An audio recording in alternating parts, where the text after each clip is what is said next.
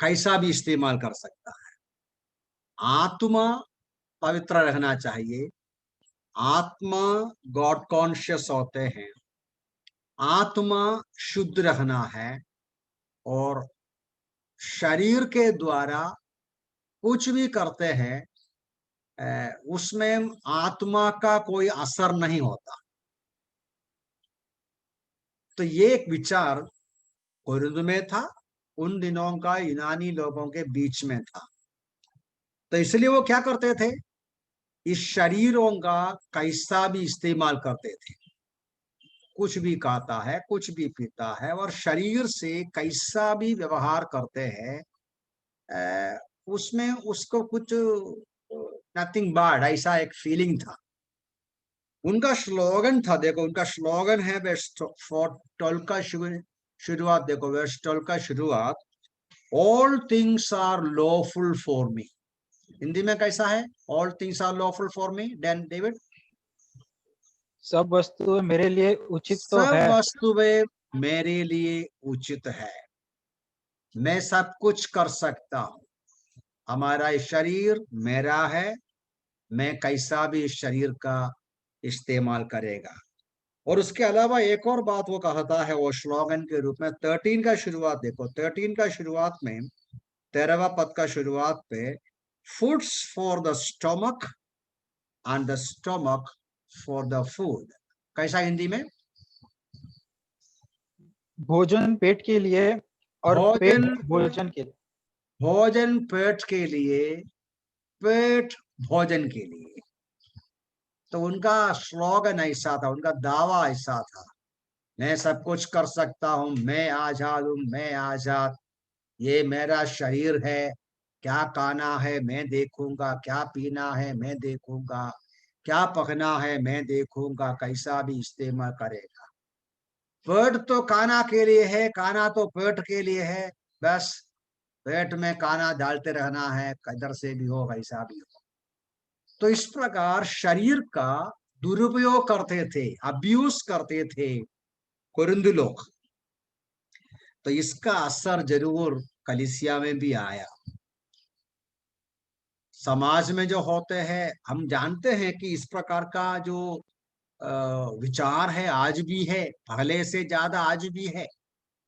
मैं ज्यादा आपको बताने का जरूरत नहीं, आज भी आम लोगों का या समाज का, सोसाइटी का विचार यह है कि मैं फ्री हूं कुछ भी करने के लिए, तुम पूछना नहीं, हम कुछ भी करेंगे।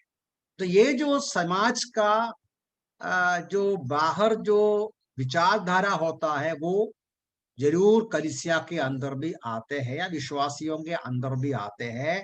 हम भी जाने अनजाने हमारा शरीर के संबंध में अज्ञानी होते हैं और अब्यूज करना शुरू करते हैं, और मालूम नहीं पड़ता, क्योंकि हम बाहर देखते से सब कुछ करता है, सब लोग करता है, उसमें क्या बड़ी बात है। पौलुस यहाँ पूछते हैं, जो वचन हमने पढ़ा, डू यू नॉट नो, क्या तुम नहीं जानते?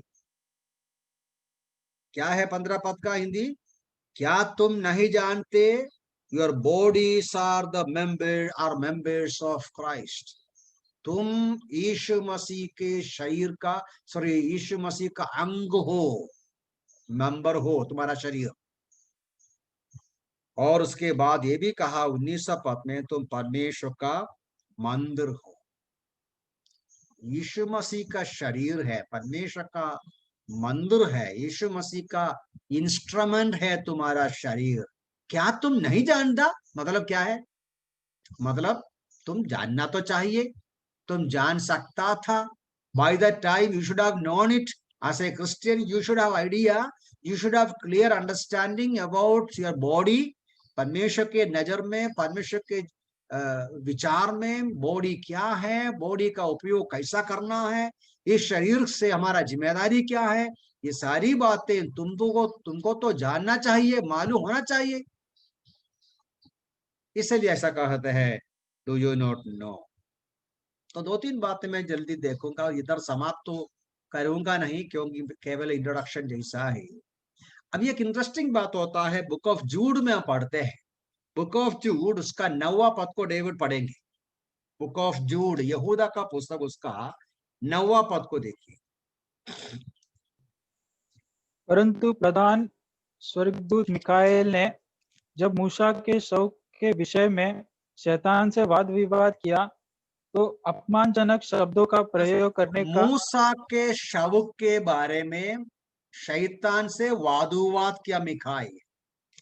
ये एक इंटरेस्टिंग रेवलेशन है, जूड हमको देता है। क्या देते हैं? Mikhail the archangel in contending with the devil when he disputed about the body of Moses. इसका मतलब देखो, ये जो बात मतलब मूसा का मृत्यु के बारे में हम लोग पढ़ते हैं व्यवस्था विवरण का 34 में, ड्यूटेरोनॉमी 34। मूसा का दफन कहाँ किया, कौन किया? जी बोलिएगा, मूसा का दफन कहाँ किया, कौन किया? भाई डेविड आप बोल सकते हैं। मूसा का दफन में आपको पता है जोशुआ थे, हारून थे, और सब मिलके खड़े होके दफन कर रहे थे। उस समय मिखाइल उधर आया, सही है ना?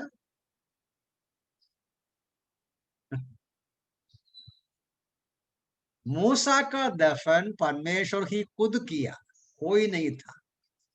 मूसा का फ्यूनरल के समय कोई भी नहीं था, परमेश्वर ने स्वयं मूसा का फ्यूनरल किया, दफन किया। लेकिन हमें उसका डिटेल्स पता नहीं। यहूदा बोलता है, जूड लिखता है, शायद मुझे नहीं मालूम वो जो फ्यूनरल के लिए मिखाइल वगैरह आया या फ्यूनरल के बाद में, मुझे नहीं मालूम। शायद मुझे लगता है और फ्यूनरल के लिए मिखाइल एंजल सब मिलकर आया और फ्यूनरल किया। एनीवे वहां पढ़ते हैं कि शैतान डेड बॉडी के ऊपर मांग क्लेम किया, ये बॉडी तुम्हारा नहीं मेरा है। बड़ा उधर डिस्प्यूट हो गया। इंटरेस्टिंग बात है। अरे डेड बॉडी को छोड़ता नहीं शैतान। अब इंटरेस्टिंग है ना, आपका मेरा डेड बॉडी जो लाश है, फ्यूनरल करने का मतलब दफन करने का जो डेड बॉडी है, उसके ऊपर भी शैतान क्लेम करते हैं। क्यों क्लेम करते हैं वो भी पता नहीं। तो यदि एक मुर्दे के ऊपर, एक शरीर के ऊपर, डेड बॉडी के ऊपर डेविल क्लेम करेंगे, तो जीवन का बॉडी के ऊपर क्लेम नहीं करेगा? है, ये तो हमें समझना है।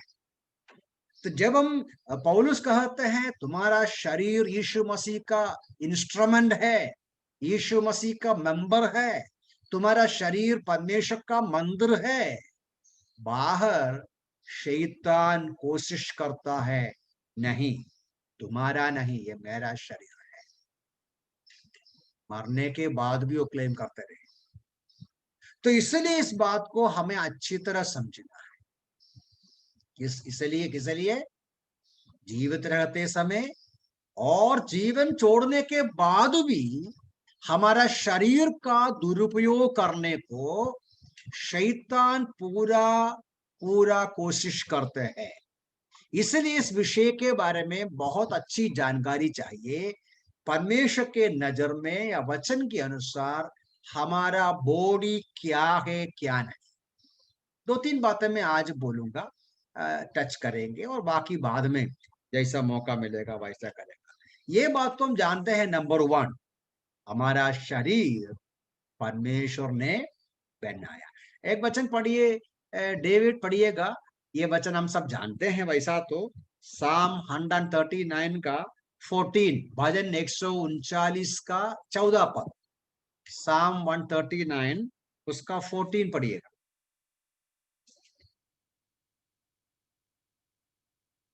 पढ़िए। मैं तेरा धन्यवाद करूंगा क्योंकि मैं भयानक और अद्भुत रीति से बनाया गया हूँ। तेरे काम तो अद्भुत है और बस मेरा मन इसे बस बस बस, भयानक और अद्भुत रीति से हमारा इस बॉडी को परमेश्वर ने बनाया। देखिए हमारे बॉडी के बारे में अभी मुझे तो फिजियोलॉजी और साइंस वगैरह का जानकारी नहीं मिली, इन दिनों में पढ़ा था, वास्तव में मैं लिखे रखा नहीं वो। फेसबुक में किधर भी पढ़ा था, पढ़कर छोड़ दिया, लेकिन इसके साथ लिखने का मौका मुझे मिला नहीं। वो जो लिखने वाला कह रहा था कि हमारे शरीर में कितना लीटर ब्लड है, कितना बार ये हार्ट पंपिंग करते हैं, और हमारा जो बॉडी का जो हमारा जो बॉडी का जो क्या बोल सकते हैं, फिजियोलॉजिकल जो रियलिटीज होता है, फैक्ट होता है, वो बोल रहा था कितना लाइट, मतलब एक बल्ब जलाने का पावर हमारा ब्रेन प्रोड्यूस करते हैं, और कितने सारे लाइब्रेरी में जो किताबों में जो जानकारी है, उतनी जानकारी, उससे बढ़कर का जानकारी हमारा ब्रेन इकट्ठा करते हैं। एक सुपर कंप्यूटर जो प्रोसेस करते हैं, उससे ज्यादा इंफॉर्मेशन हमारा ब्रेन प्रोसेस करते हैं। और हमारा हार्ट कितना बार उसका जो बीटिंग्स होता है, ऐसा पूरा जो फिजियोलॉजिकल जो वंडर्स है, उसके ऊपर किसी ने लिखा, मैं पढ़ रहा था। तो ये सब समझकर ही वो भजन लिखने वाला बोलता है, अद्भुत और आश्चर्य तरीके से आपने हमको बनाया, हमारा शरीर परमेश्वर ने बनाया। इसका डिटेल्स हम किधर पढ़ते हैं? उत्पत्ति का पुस्तक का 2 अध्याय में, और उधर हम पढ़ते हैं 7वां पद में, परमेश्वर ने मिट्टी लिया और मिट्टी में से हमको बनाया, रूप लिया और अपना श्वास हमको दिया। और तो हमारा शरीर बेसिकली परमेश्वर ने ही बनाया, परमेश्वर ने इसका क्या बोल सकते हैं, रूप दिया। ये पूरा बॉडी का जो रूपरेखा, जो आउटलाइन है, ना तो जो मॉडल है, ये किसी ने, परमेश्वर ने किसी से सजेशन पूछा नहीं, वो अपनी बुद्धि से हमको बनाया। हाथ किधर होना उधर बनाया, कान किधर होना उधर बनाया। मैं कभी कभी सोचता हूँ, मान लो ये जो क्या है, जो ये क्या चीज है, ये नाक और किधर भी होता तो कितना खतरनाक था।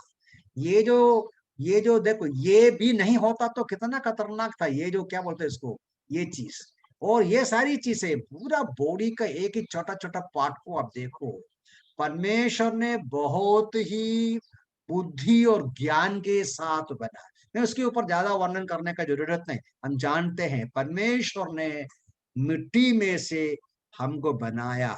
इसलिए तो हमारा शरीर मिट्टी में मिल जा सकते हैं, और मिट्टी में जो भी एलिमेंट्स होता है वो हमारे शरीर में भी होता है, वो मैं ज्यादा वर्णन करने का जरूरत नहीं। लेकिन हम सब जानते हैं, परमेश्वर बनाया हुआ इस मनुष्य का शरीर में थोड़ा सा प्रॉब्लम क्या हो गया? डेविड, क्या हो गया? मुझे आंसर देने के लिए एक भाई है, अच्छी बात है। जी बोलिएगा। पाप किया। हाँ, पाप के वजह से, पाप के वजह से परमेश्वर बनाया हुआ शरीर में करप्शन आया, खराबी हो गया। क्या खराबी हो गया? अब वो सब मैं अभी वर्णन नहीं करता ज्यादा, लेकिन 3 अध्याय का जो श्राप वगैरह हम पढ़ते हैं, 3 का जो 19 के पदों के जगह में जो बीमारी के बारे में, और शरीर का कमजोरीपन के बारे में, परेशानियों के बारे में हम सब पढ़ते हैं। ये सब पाप का, और अंत में परेशानी होकर, कष्ट उठाकर इवन मर भी जाते हैं, मर भी जाते हैं। भजन संहिता में भी एक वचन है, और भी कई वचन जरूर है। भजन 39 39, भजन 39 का वो जो वर्स 11, उधर पढ़िएगा हिंदी में, डेविड। जब तू मनुष्य को अधर्म के लिए डांट फटकार कर ताड़ना देता है, तब तू उसके सौंदर्य को सौंदर्य को, पतंगे के समान मनुष्य नष्ट के करता है। पाप के वजह से उनका शरीर बिगड़ गया।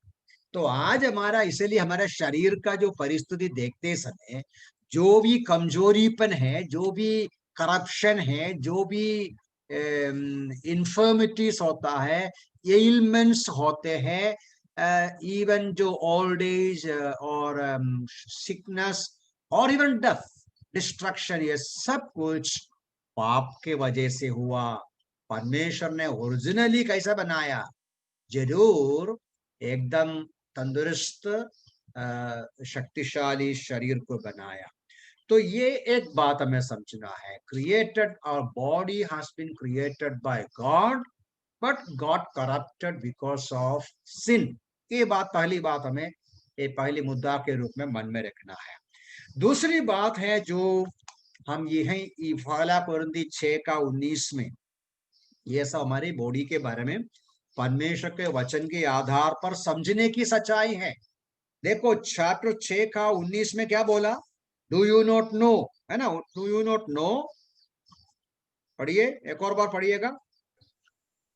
क्या तुम नहीं जानते कि तुम में से प्रत्येक की देह पवित्र आत्मा का मंदिर है, हाँ, मंदिर है, जो तुम में है, हाँ जो तुम में है, जिसे तुमने परमेश्वर से पाया है, हाँ और कि तुम अपने नहीं हो। हाँ, और भी है ना उसके साथ। 20 हाँ, 20 पढ़िए, चलेगा। क्योंकि तुम मूल्य देकर खरीदे गए हो। ये तुम मूल्य देकर खरीदे गए हो।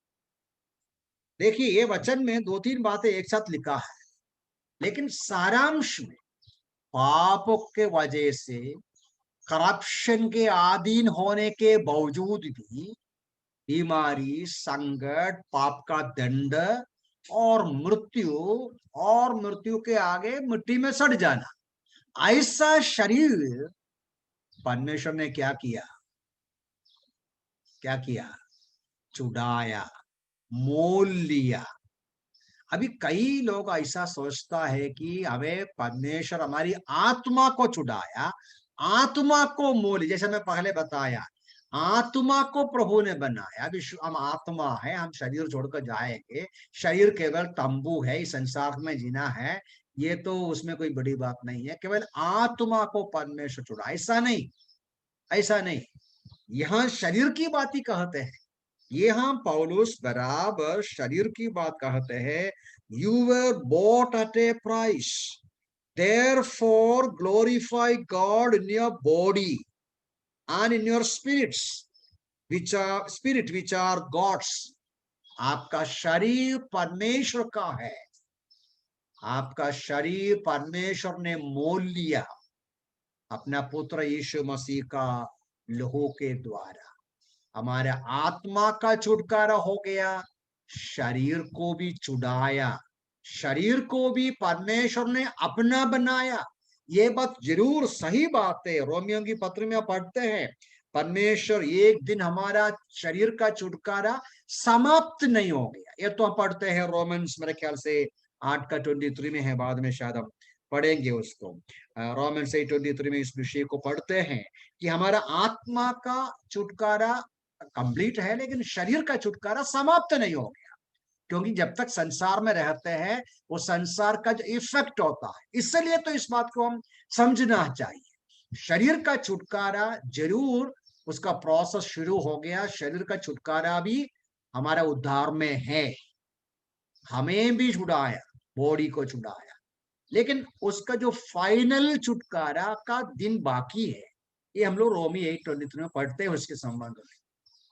लेकिन मैं इतना बोल के आगे जाना चाहता हूं कि यीशु मसीह परमेश्वर विश्वासी समझना है, मेरा शरीर जो है, पौलुस क्या बोला, तुम्हारा नहीं, मेरा नहीं, मेरा शरीर मेरी इच्छा के अनुसार इस्तेमाल नहीं कर सकता, क्योंकि दाम देकर खरीदा गया है। जो हमने शायद पहले किसी ने स्मरण किया, यीशु मसीह का लहू जो के द्वारा हमें मोल लिया, खरीदा, वो दूसरी बात के रूप में समझना है, अपनी इच्छा अनुसार उसका इस्तेमाल नहीं कर सकता। मैं उधर अभी ज्यादा आगे जाना चाहता हूं। ठीक है, नंबर 2 बोला, नंबर 3 पर जाएंगे। उधर ही लिखा है 19 में, परमेश्वर हमें छुड़ाकर क्या किया। 19 में और क्या पढ़ा डेविड जी, बोलिएगा। What else do we read there? He has bought us, he has redeemed our body, then what else he did? वो हमारे अंदर वास करना शुरू किया। हमारा जो बॉडी है परमेश्वर का मंदिर हो, क्या तुम नहीं जानते, क्या तुम नहीं जानते कि तुम्हारा शरीर परमेश्वर का मंदिर है। मंदिर बोलेगा तो क्या है, ध्यान से सुनना चाहिए, विचार करना चाहिए। आप सुनो कैसा भी, लेकिन ध्यान से विचार करना चाहिए। मंदिर म्हणजे काय? मंदिर माने क्या है? मंदिर बोलेगा तो पवित्र स्थान है। आप पवित्र स्थान में कैसा प्रवेश करते हैं? जूता बाहर रखते हैं। आजकल जूता घर पे भी लेते नहीं हम लोग। जूता बाहर रखते हैं, नम्रता से चलते हैं, सिर झुकाकर चलते हैं, बहुत भाई और आदर के साथ चलते हैं। तो ये जो शरीर जो है, आपका बॉडी, मेरा और आपका बॉडी, परमेश्वर वास करने का मंदिर है, तंबू है, एक पवित्र स्थान है। इस बॉडी को हम संभाल के इस्तेमाल करना है। इस बॉडी को बहुत संभाल के इस्तेमाल करना है, बहुत आदर के साथ। इसलिए दुनिया के लोग भी देखो, एक डेड बॉडी का भी आदर करता है, आपको पता है। उसका पीछे अलग अलग रहस्य है, अलग अलग विचार है। तो भी एक शरीर का आदर करना है, मुर्दा का भी आदर करना है, जिंदा है तो भी आदर करना है। मेरा शरीर का आदर भी मैं करना, दूसरे का शरीर भी मैं आदर करना। ये परमेश्वर विश्वासी के संबंध में परमेश्वर का मंदिर है ये शरीर। ये कितना बड़ी जिम्मेदारी के रूप में हम समझदारी के साथ हमको व्यवहार करना है। तो 3 बातें अभी बताया, जल्दी रिपीट करेगा। परमेश्वर सृष्टि किया, लेकिन पाप के वजह से करप्ट हो गया। और दूसरा, परमेश्वर ने उस प्रकार पाप के द्वारा करप्शन के अधीन बना हुआ शरीर को मोल लिया, अपना बनाया और अपना मंदिर बनाया, हमारा शरीर। नंबर 4 के रूप में मैथ्यूस गॉस्पेल, देखो मैथ्यूस गॉस्पेल 6 अध्याय को देखिएगा। मैथ्यूस गॉस्पेल 6 अध्याय को देखते समय वहां प्रभु यीशु मसीह कहते हैं हमारे शरीर के संबंध में किस प्रकार परमेश्वर विचार करते हैं। आप देखिएगा क्या लिखा है, मैथ्यूस गॉस्पेल चैप्टर 6 वर्स 31 और 32 हिंदी में पढ़िएगा डेविड।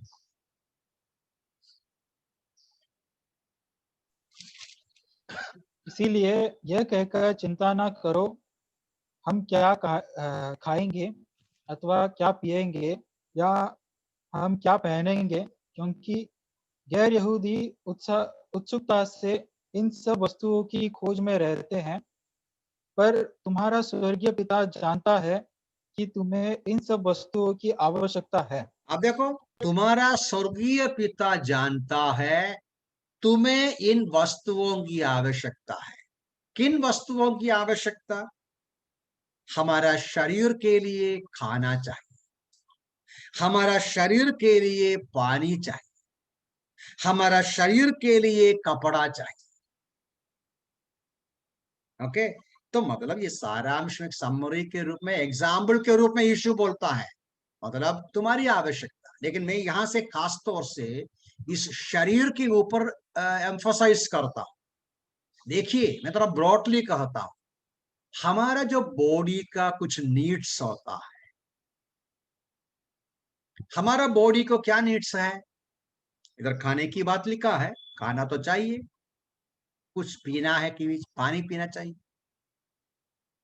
हमारा शरीर के लिए और क्या चाहिए? बहुत कुछ चाहिए, लेकिन सारांश में थोड़ा सा एकदम मोस्ट एसेंशियल आइटम्स के बारे में बताइएगा। हमारा शरीर के लिए, हमारा शरीर के लिए नॉर्मली नियमानुसार, परमेश्वर के इच्छा के अनुसार क्या क्या चाहिए? खाना चाहिए, पानी चाहिए और कपड़ा चाहिए।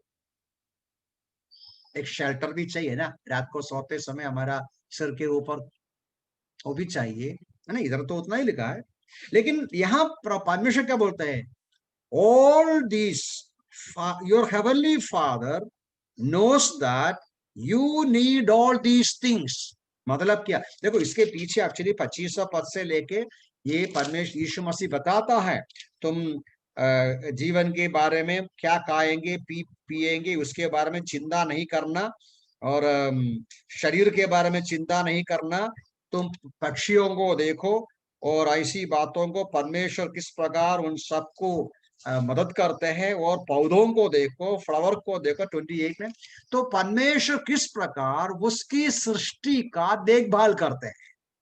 परमेश्वर ने बनाया, हमेशा बनाया हुआ जो जानवर है, पौधे है, पेड़ पौधे है, वो सबकी जरूरतों को पूरा करते हैं, वो सबकी जरूरतों को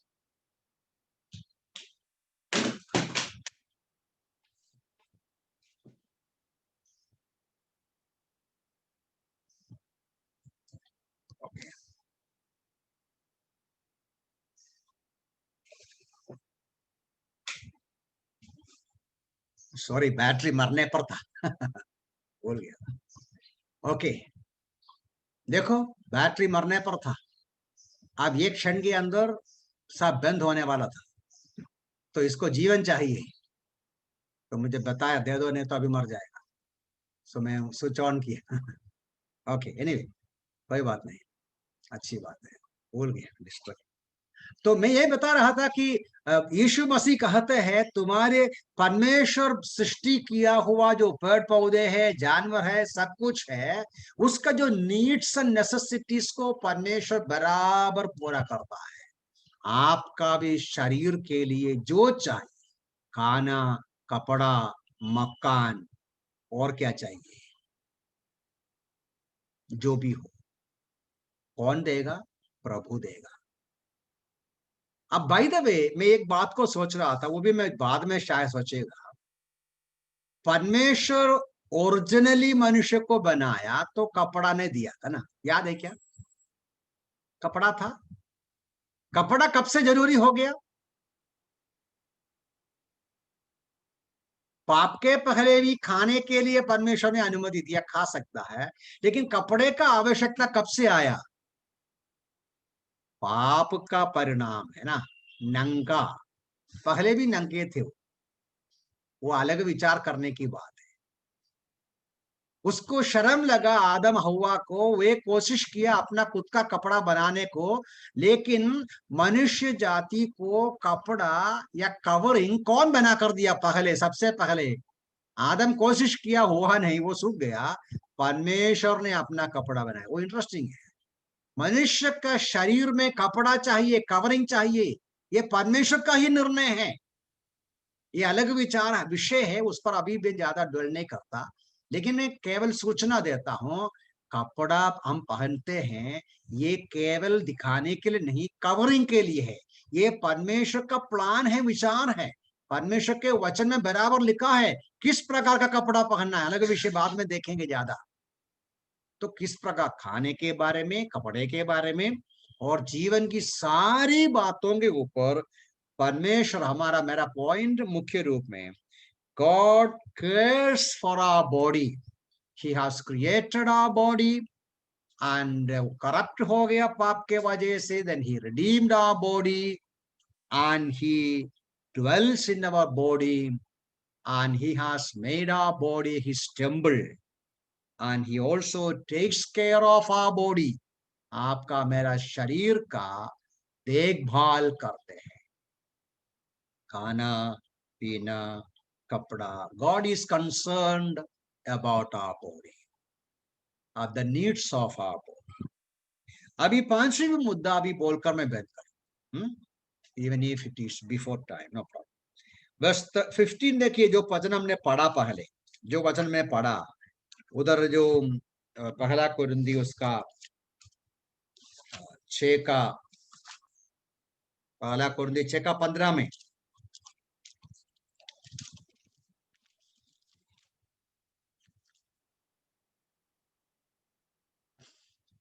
पढ़िएगी, फिर से पढ़िएगा। Do you not know that your क्या तुम bodies are members of Christ? पढ़िए। क्या तुम नहीं जानते कि तुम्हारे शरीर मसीह के अंग है? तो क्या तुम नहीं जानते तुम्हारा शरीर मसीह के अंग है? इसका मतलब क्या है? अंग है मतलब इंग्लिश भाषा में मेंबर्स ऑफ क्राइस्ट। मेरा और आपका शरीर यीशु मसीह को उनकी इच्छा पूरा करने का मेंबर है, इंस्ट्रूमेंट है। इस विषय को हम रोमियो की पत्री में और भी देखता है, पॉल कहते हैं, अपोस्टल पॉल रोमियो की पत्री 6 अध्याय उसका 13 को देखिए। Romans chapter 6 verse 13। रोमियो की पत्री 5वां अध्याय उसका 13 पद में विश्वासी का जिम्मेदारी के रूप में कहा है, तो भी वहां से हम समझ सकते हैं। And do not present your members, और हमारा बॉडी पार्ट्स है, do not present your members as instruments of unrighteousness, but present yourself to God as being alive from dead, and your members as instruments of righteousness to God. Hindi में पढ़िएगा 13 6 का 13। हाँ। और न अपने शरीर के अंगों को अधर्म के हथियार बनाकर पाप को सौंपो, परंतु अपने आप को मृतकों में से जीवित जानकर अपने अंगों को धार्मिकता के हथियार होने के लिए परमेश्वर को हमारे सौंप दो। अंगों को हथियार के रूप में धार्मिकता के लिए सौंपो। जैसा इसके पहले इधर ही एक बात लिखा है ना, वही लिखा है, मैं एक बार फिर से देखता हूं। And do not present your members as instruments of unrighteousness. मुझे लगता है नीचे आप एक कॉन्टेक्स्ट में एक जो पैसेज में है वो याद दिलाता है, रिमाइंड करते हैं, जब तुम अविश्वासी थे तुम्हारा शरीर और तुम्हारा शरीर के अंगों को अर्पण किया था पाप के लिए। कितना उत्साह से अर्पण किया था, कितना खुशी से अर्पण किया था, उससे ज्यादा खुशी से, उससे ज्यादा पर्पसफुली, इंटेंशन के साथ, उत्साह के साथ धार्मिकता के लिए समर्पण करो। विलिंगली, पर्पसली, होल हार्टेडली, खुशी के साथ। वहां का मुख्य बिंदु में यह बता रहा था कि God wants to use our body as an instrument. आपका मेरा शरीरों को परमेश्वर अपनी इच्छा पूरा करने का इंस्ट्रूमेंट के रूप में यूज करना चाहते हैं, इंस्ट्रूमेंट के रूप में यूज करना चाहते हैं। इसलिए तो वो जो रोमन्स 6 का लास्ट में वो जो वचन है, glorify God in your body. मैं इधर बंद करना चाहता हूं, क्या इस बात के ऊपर हम गंभीरता से विचार किया है? मैं केवल एक बैकग्राउंड दिया, मैं केवल एक आउटलाइन दिया, एक शुरुआत किया। क्या है? हमारा शरीर के बारे में जो बेसिक ट्रूथ होता है न्यू टेस्टामेंट बाइबल के आधार पर हमें समझना है, समझकर इस शरीर का उपयोग करना है। इस शरीर में जो हम खाना डालते हैं, इस शरीर पे जो कपड़ा हम रखते हैं, और इस शरीर का उपयोग के लिए आप जो भी बंदोबस्त करते हैं, वो सब कुछ परमेश्वर की इच्छा के अनुसार। ये शरीर से हम जो कुछ करते हैं वो परमेश्वर के महिमा के लिए होना चाहिए। जैसा गीतकार कहते हैं, बाइबल भी कहते हैं, हमारा पाँव जो चलते हैं, हाथ जो चलते हैं, हमारे आंख का जो फंक्शन है, हमारा कानों का जो फंक्शन है, हमारा जो ब्रेन का फंक्शन है, the whole entire person and body का जो फंक्शन है, वो परमेश्वर की महिमा के लिए होना चाहिए, परमेश्वर का इच्छा का पूर्तिकरण के लिए होना चाहिए, as instruments of God। लेकिन कभी कभी क्या होते हैं, जैसा मैंने बताया, शैतान क्लेम करते हैं कंटिन्यूअसली हमारा बॉडी पर। इसलिए क्या करते हैं, जाने अनजाने में हमारा बॉडी मिसबिहेव करेगा। कैसे मिसबिहेव करते हैं? अभी आपको पता है हमारा कंप्यूटर सिस्टम में कभी कभी वायरस आ जाता है, वो वायरस भी अलग अलग प्रकार का होता है।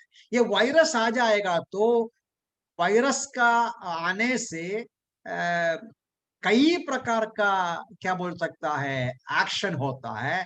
उसमें से एक मिसबिहेव, आपका मोबाइल मिसबिहेव करते कभी, अब देखता है ना कभी कभी है, वो बराबर फंक्शन नहीं करता, उल्टा सुल्टा चलता है। वो कुछ वायरस का है, वो मिसबिहेव करता है। शरीर भी कभी कभी मिसबिहेव करता, क्यों? वो शैतान का एक कार्यक्रम है। और किसी न किसी प्रकार हमारे, देखिए इस बात पर हम ज्यादा विचार बाद में करेगा। हमारे जो शरीर के अंदर जो जो नॉर्मल आवश्यकताएं होता है, वो शरीर डिमांड करेगा। लेकिन शैतान उस नॉर्मल आवश्यकता में पाप को मिक्स करके शरीर मिसबिहेव करेगा, और आप और में ध्यान नहीं देगा तो हम शरीर का मिसबिहेवियर के सामने हम भी अनुमति देगा, शरीर का दुरुपयोग करेगा। इससे बचने के लिए हमें समझना है कि शरीर का मिसबिहेवियर का क्या क्या तरीका होता है, क्या क्या कारण होता है, उसके ऊपर कैसा विजय पाना है, उसके ऊपर हम लोग ज्यादा विचार बाद में करेंगे। तो मेरी प्रार्थना और आशा है कि इस विषय के ऊपर गंभीरता से हम समझें, ताकि ऐसी एक पीढ़ी में हम रहते हैं, इन बातों के संबंध में कोई भी प्रकार का ध्यान दुनिया देते नहीं। ये शरीर कुछ भी पाप के लिए, दुष्टता के लिए, दुष्कर्म के लिए, इमोरालिटी के लिए अर्पण किया गया एक पीढ़ी, एक संस्कृति, एक जनरेशन, एक समाज के बीच में आप और मैं हमारा शरीर को पवित्रताई में परमेश्वर के लिए सौंपा हुआ, परमेश्वर के इच्छा पूरा करने का इंस्ट्रूमेंट्स के रूप में ये इस्तेमाल करना है।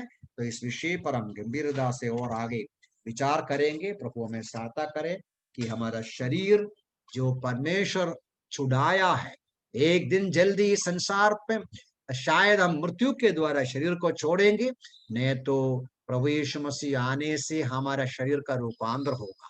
मृत्यु के द्वारा शरीर छोड़ेगा तो भी उसका रिसरेक्शन होगा, पुनरुत्थान होगा, महिमा में शरीर मिलेगा। जब तक इस कमजोर शरीर में रहते हैं, उसका कई प्रकार का असर, उसका इफेक्ट होता है।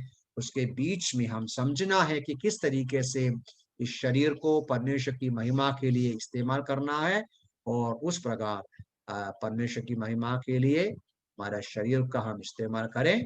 प्रभु इन वचनों से हमें सहायता करें। कोई भी भाई प्रार्थना करके बंद करें।